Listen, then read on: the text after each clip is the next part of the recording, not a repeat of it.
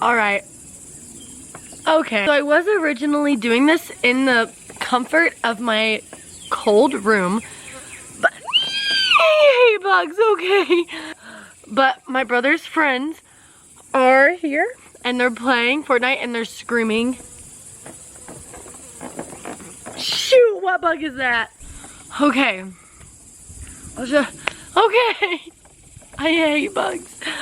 Okay, so these are 4 things I would tell my freshman self.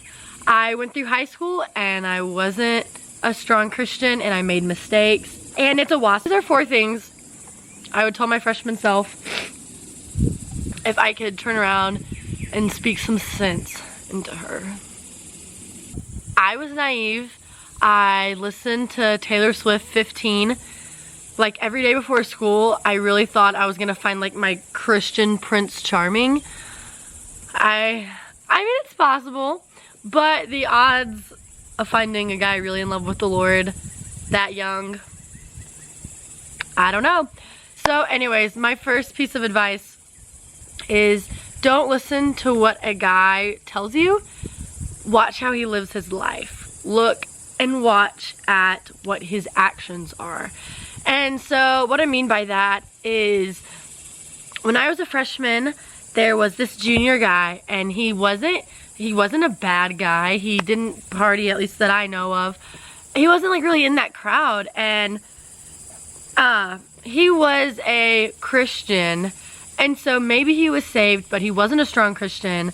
On my standard list I had, which I recommend, just write out your standards before you even meet the guy. It was like, has to be a Christian, that's at the top. And so he went to Great Adventure Camp, which is GAC camp if y'all are from this area.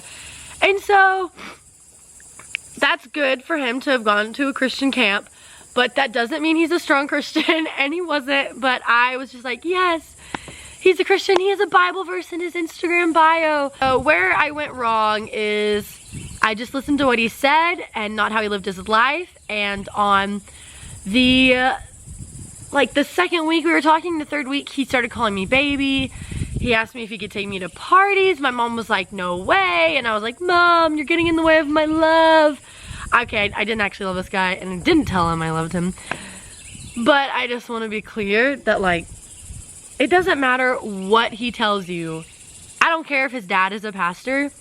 If he does not have a personal relationship with Jesus and is leading the relationship, then like, take a step back, sister. Take a step back, give it some time, or just don't do it at all. And for my girls out there who are like, God's telling me to date him, I feel it. Okay, well, if he's not a Christian, I don't know what you're feeling. Probably hormones, because, sorry, there's bugs. Because God's not going to tell you something that goes against his word. And his word says that you shouldn't be unevenly yoked with like non-believers. You can't, it's hard to partner up with people who don't have the same beliefs as you.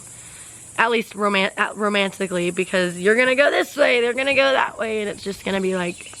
The second thing is your beauty and your worth are not on a sliding scale, and this was really hard for me to like get through my skull at first, because I was so concerned with like, you know, how many Snapchats I had from like whoever, or if this person thought I was cute today, or even if my friends like complimented me or whatever.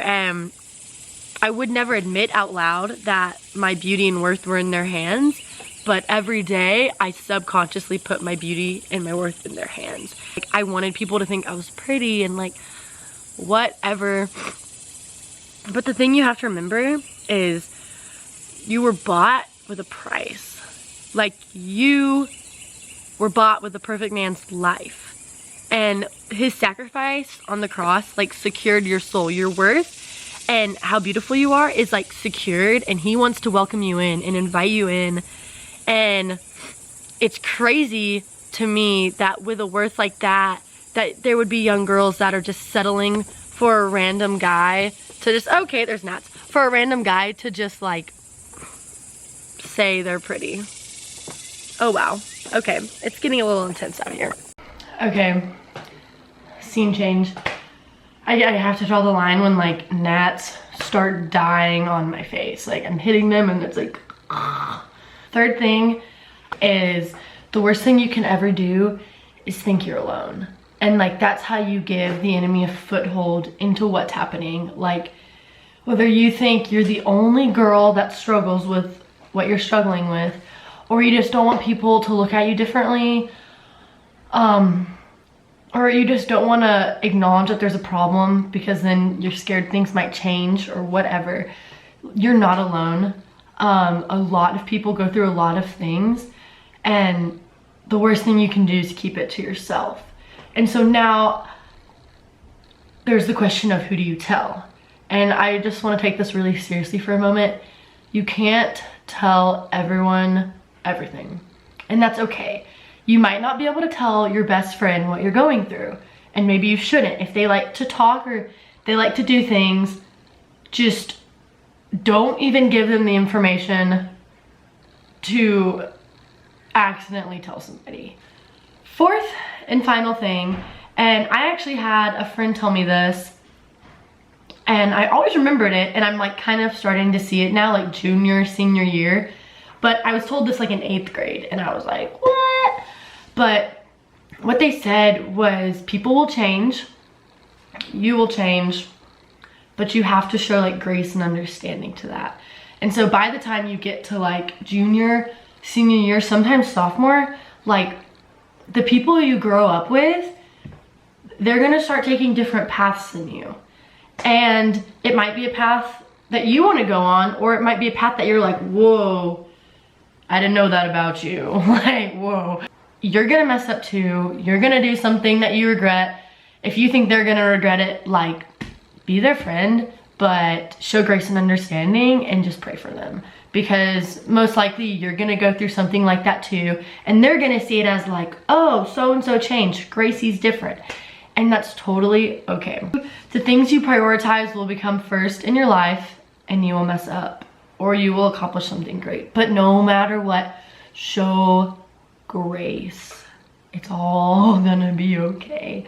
High school's 4 years. I graduated like 2 weeks ago. And last year, junior year, I thought it was like a never-ending torture chamber. I hated it. I thought it was never gonna end. I knew it was gonna end, but I couldn't imagine life without like crying. I don't know. Thank God I'm not in it anymore. But he did use parts of it to change me and to do things in people I met, whether they knew I was planting a seed for Jesus or not. Like, and maybe one day it'll bloom into something. Maybe one day someone else will come along, but it's all gonna be okay.